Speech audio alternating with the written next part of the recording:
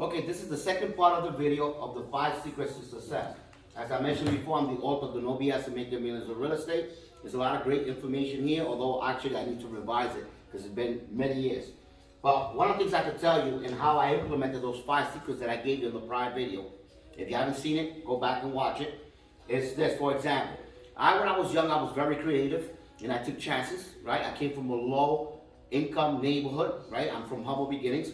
What I did was, I was creative. I decided to rent a place, a space, similar as this one.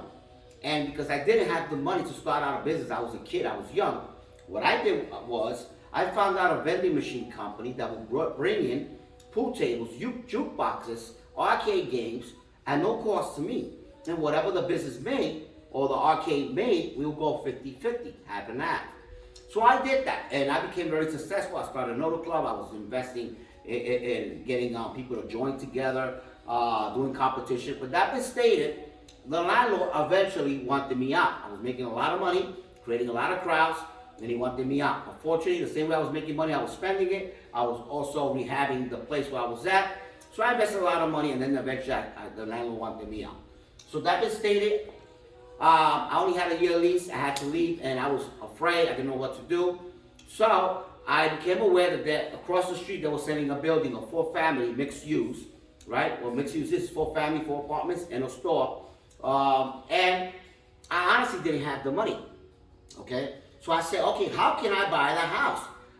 When I told my friends, they laughed at me. They said, "You from the ghetto, George? What are you gonna buy a house?" They were laughing. You can't make that happen. That building cost a lot of money. Now back then, that building was being sold for $199,000, and actually in today's market, we talking about $1 million. So it was very hard to get that type of amount of money. So I was creative enough. I didn't have the money. I spoke with the vending machine guy, right?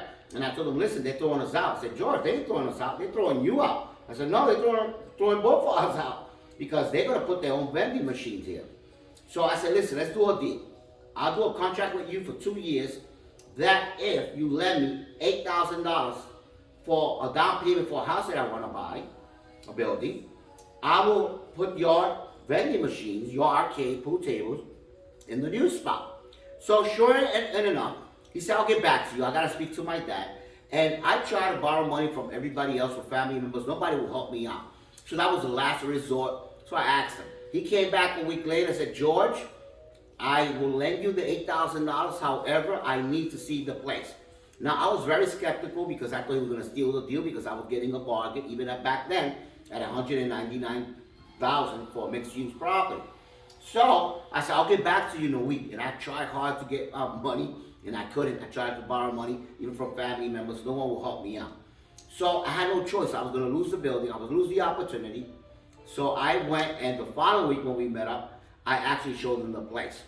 Okay, so I did it in good faith, and he actually lent me the $8,000 in the condition that I would put an alarm system in the place so they won't steal the vending machines and the pool tables and all that. So the point is this: the only thing I actually put down out of my pocket was $1,000 for a real estate attorney. I got what is called an FHA 203K loan. Write this down.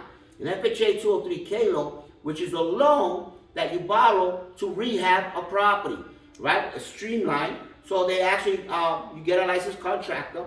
They say, "Well, the house is going to be worth so much." I'm not going to get so much into detail. If you want more information, read my book. The No BS and Make Your Millions of Real Estate. But basically what I did was, I used the attorney, right? And then I borrowed the money from him. That was the earnest money, and actually the down payment for the property for an FHA 203K loan, which at the time was only 3% down. So I was able to purchase the property at a reduced price because it had a lot of violation. Okay, so I was able to purchase the price for $148,000, get an FHA loan for another $50,000, and I rehabbed the property. Okay, which was equal to the loan, FHA loan of $199,000, more or less. Now, the point was that I was able to purchase the property with only $1,000 out of my pocket by being creative and using other people's money. I asked, I was creative. I said, "How can I make this happen?" Because I didn't have the money, right? And I leveraged other people's money, right? Now, what happened? I bought the property. I rehabbed the property. I opened up a bar with the pool tables. and I made a lot of money. And eventually I sold the property 5 years later for close to $500,000. With that $500,000 that I made out of that property, I bought myself a home for my family. I bought a foreclosure, and then I kept buying properties. I would fix the property, rehab them, sell them, rehab and sell them, because I said, why should I work for someone else for $8 an hour when I just made almost $300,000 in equity? That's a lot of money, right? After I sold the property.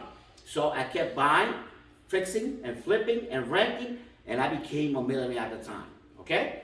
Yes, I went downhill. I got separated. I sold a lot of my properties.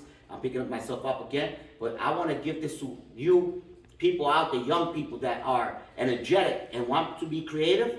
I did it.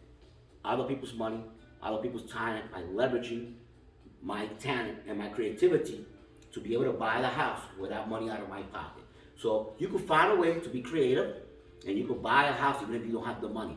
You're a realtor, you're starting out, you want to promote yourself, you don't have the money, leverage the vendors, leverage the loan officers, the title company, leverage the home inspectors, and you can market yourself and you grow. So there's nothing you can't do, but you have to be consistent, you have to believe, okay? And there's nothing stopping you when you're creative. Thank you for watching. If you like this, please like, comment, and share. And God bless. And thank you for being part of us at Bella Lago Brokerage.